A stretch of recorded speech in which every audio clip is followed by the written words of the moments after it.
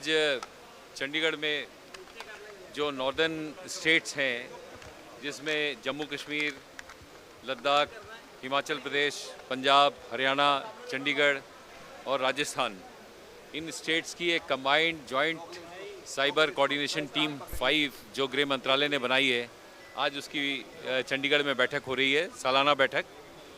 ये last year भी हम लोगों ने चंडीगढ़ में होस्ट किया था। इसमें सभी स्टेट्स के ऑफिसर्स जो साइबर क्राइम को डील करते हैं और जो साइबर इश्यूज़ को डील करते हैं वो पार्टिसिपेट कर रहे हैं। इसके अलावा जो सेंट्रल ऑर्गेनाइजेशंस हैं जैसे CBI, ED, income tax, RBI, department of telecommunication और जो हमारे प्राइवेट सेक्टर के जो यूपीआईज़ हैं जैसे फ़ोनपे या और भी बाकी जो लोग साइबर इश्यूज से कंसर्न्ड हैं, उन लोगों को आज हम लोगों ने इस मीटिंग में बुलाया है। कुछ समस्याएं जो जॉइंट साइबर कोऑर्डिनेशन टीम जो विशेष तौर पर डिस्कस कर रही है उसके बारे में आपको बताना चाहूँगा। नंबर 1 कि जो साइबर क्राइम के जो न्यू चैलेंजेस हैं उसको किस तरीके से डील करना है, उसके लिए पुलिस की किस तरह की कैपेसिटी की ज़रूरत है, पुलिस ऑफिसर्स को किस तरह की ट्रेनिंग की ज़रूरत है, किस तरह के इन्वेस्टिगेशन टूल्स की ज़रूरत है, और इसके अलावा हर स्टेट्स में, हर यूनियन टेरिटरी में एक ऐसा स्पेशलाइज्ड साइबर सेंटर की आज आवश्यकता सबको महसूस हो रही है, जिसमें जो कि हमारे इन्वेस्टिगेटिंग ऑफिसर्स को उचित मात्रा में गाइडेंस और सपोर्ट दे सके। जैसा आपको पता है, चंडीगढ़ में हम लोगों ने सेनकॉप्स बनाने का निर्णय लिया और उसके बाद उस पर काफ़ी तेज़ी से काम हुआ और वो लगभग अब पूर्ण होने की कगार पे है। इसी तरह की ज़रूरत अब हर स्टेट्स महसूस कर रही है, तो आज इसके ऊपर भी विचार हो रहा है। दूसरा जो एस्पेक्ट है वो हमारे फोरेंसिक कैपेबिलिटी को बढ़ाने के बारे में। साइबर फोरेंसिक आज एक बहुत इम्पॉर्टेंट सब्जेक्ट हो गया है, तो हमारी जो फोरेंसिक इंस्टीट्यूशंस हैं उनमें जो हमारे साइबर क्राइम के बारे में एनालिटिक्स जो अवेलेबिलिटी है आज, उसको और स्ट्रेंथन करने की आवश्यकता है। तीसरा, जो हमारे जो मुलाजमान हैं उनको किस तरह के ट्रेनिंग की आवश्यकता है और आपस में नॉलेज एक्सचेंज करने की आवश्यकता है, इसके ऊपर भी आज विचार विमर्श हुआ। और लास्ट जो इम्पोर्टेंट पार्ट है वो कोऑर्डिनेशन का है, जिसमें सारी एजेंसीज़ आपस में मिल करके इस विषय पर, चूँकि आज ये देश के लिए बहुत गंभीर समस्या बन गया है। आपको पता है, ऑन एन एवरेज चंडीगढ़ जैसे शहर में भी आज 6 से 7 हज़ार साइबर क्राइम जो है सालाना रिपोर्ट हो रहे हैं, और इतनी पुलिस की कैपेसिटी नहीं है कि इतनी वॉल्यूम ऑफ क्राइम को डील कर सके, और ये साल दर साल बढ़ रहा है। तो इसीलिए हमें ज़रूरत है कि हमारे जो लीगल इंफ्रास्ट्रक्चर है, जैसे कि हमारा आईटी एक्ट है, उसमें अमेंडमेंट की आवश्यकता है, उसके ऊपर विचार कर रहे हैं हम। और ये जो सजेशंस हैं, चूँकि भारत सरकार के गृह मंत्रालय के ऑफिसर्स और जो I4C गृह मंत्रालय के अंदर में काम कर रही है, उसके अफसर आज इस मीटिंग में पार्टिसिपेट कर रहे हैं। उनके सामने ये सारे इश्यूज़ स्टेट के द्वारा रखे जाएंगे और जो हमारे सजेशंस हैं वो भारत सरकार को भेजे जाएंगे ताकि उसके ऊपर अमल में लाया जा सके। ये जो जॉइंट साइबर कोऑर्डिनेशन है, ये इसी पर्पस के लिए बनाई गई कि सभी स्टेट्स में आपस में बहुत अच्छा तालमेल रहे।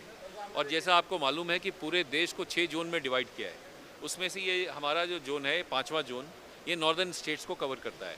लेकिन समस्याएँ जिस भी स्टेट्स में जहाँ भी रेस की गई हैं, वो उन समस्याओं को हम लोग भी अपने यहाँ पर डिस्कस कर रहे हैं। और कोशिश ये है कि उन स्टेट्स के नोडल ऑफिसर, जैसे आज की डेट में हर स्टेट के नोडल ऑफिसर अपॉइंट किए गए हैं, उन नोडल ऑफिसर्स का आपस में यहाँ पे मिलना हो रहा है, तो एक तालमेल जो है, बेहतर तालमेल बनाने की कोशिश की जा रही है। और वो अपना नॉलेज भी एक्सचेंज करेंगे, अपना एक्सपर्टीज़ भी एक्सचेंज करेंगे, और उनके पास जो रिसोर्सेज है वो भी शेयर करने के लिए सब आज की डेट में सहमति बनाई जा रही है। हाँ, ये विषय भी बहुत इम्पॉर्टेंट है आज की डेट में कि देखिए, साइबर क्राइम को जितना इन्वेस्टिगेट करना और डिटेक्ट करना इम्पॉर्टेंट है, उससे ज़्यादा उसको प्रिवेंट करना इम्पॉर्टेंट है। और प्रिवेंशन के लिए अवेयरनेस, पब्लिक अवेयरनेस की बहुत ज़रूरत है, क्योंकि आज अगर व्यक्ति जागरूक होगा, थोड़ा सजग होगा, तो हो सकता है कि वो अपने आप को इस क्राइम से बचा सके। तो इसके लिए हम लोगों ने, जैसे यहाँ पे एक साइबर स्वच्छता मिशन चलाया हुआ है चंडीगढ़ में, इसी तरह से एक cyber volunteer force her states में रेस करने के लिए कहा गया है।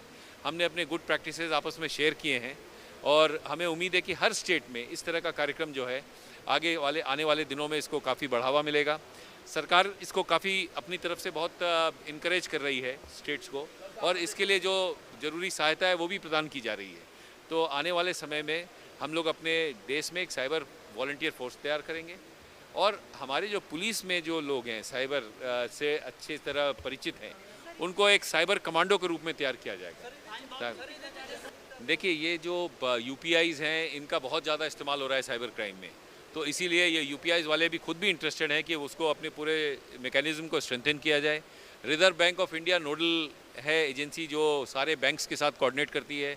आज उनके रिप्रेजेंटेटिव हमारे बीच में मौजूद हैं, उनको बताया जा रहा है कैसे लोगों का जो पैसा ऑनलाइन फ्रॉड्स में ट्रांसफ़र हो रहा है उसको रोका जा सकता है, बचाया जा सकता है, उसके ऊपर क्या किया जा सकता है। और मैं आपको बताना चाहूँगा बहुत सारे मैकेनिज्म I4C ने तैयार किए हैं जिसके बारे में आज सभी स्टेट्स को बताया, जिसमें कि अगर हम जल्द से जल्द उसको रिपोर्ट करें 1930 पे तो उस पैसे को रोका जा सकता है। और 5 घंटे के अंदर में अगर इस तरह का कोई फ्रॉड इमीडिएटली अगर उस पोर्टल पे रिपोर्ट करता है, नेशनल साइबर क्राइम पोर्टल पे, तो उस पैसे को रोका जा सकता है। तो इसके विषय में भी लोगों को काफ़ी जानकारी दी गई है। तो सबसे जो ज़रूरी एस्पेक्ट है वो जितनी जल्दी हम कार्रवाई करेंगे उतनी जल्दी हम साइबर को फ्रॉड को हम बचा सकते हैं। नंबर का जहाँ तक सवाल है, देखिए बड़े राज्यों में ज़्यादा प्रॉब्लम है, हरियाणा में, पंजाब में, हिमाचल में, चूँकि राज्य बड़े हैं वहाँ ज़्यादा प्रॉब्लम है। लेकिन चंडीगढ़ में भी आज की डेट में लगभग 6 से 7 हज़ार क्राइम रिपोर्ट हो रहा है। तो यहाँ भी सभी क्राइमों को अगर हम मिला लें और एक साइबर क्राइम को ले लें तो आज की डेट में साइबर क्राइम चंडीगढ़ में क्राइम के हिसाब से नंबर 1 पे चल रहा है।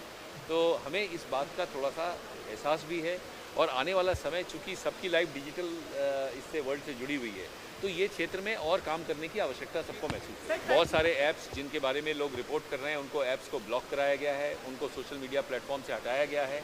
बहुत सारे जो इंटरनेट पे जो आज इस तरह के ऐप्स जो पहले चाइनीज़ ऐप्स इस तरह के थे उनके बारे में जैसे जैसे जानकारी आ रही है उन ऐप्स के खिलाफ कार्रवाई भी हो रही है। इसका एक पोर्टल बनाया गया है जिसमें कि आप सिम कार्ड भी ब्लॉक कर सकते हैं और ऐप्स को भी हटाने का है, और अगर कोई इस तरह के कंटेंट अगर डालता है इंटरनेट पे उसको हटाने का भी प्रोविज़न है।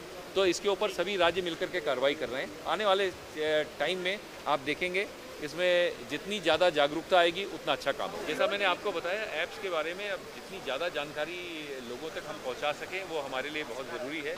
इसके लिए हम RBI की भी मदद ले रहे हैं और हम अपने भी माध्यम से उन ऐप्स को ब्लॉक करने के लिए जो इंटरमीडियरी इन ऐप्स को अपने यहाँ पोस्ट कर रहे हैं उनको हम लिख रहे हैं और वो ब्लॉक भी कर रहे हैं।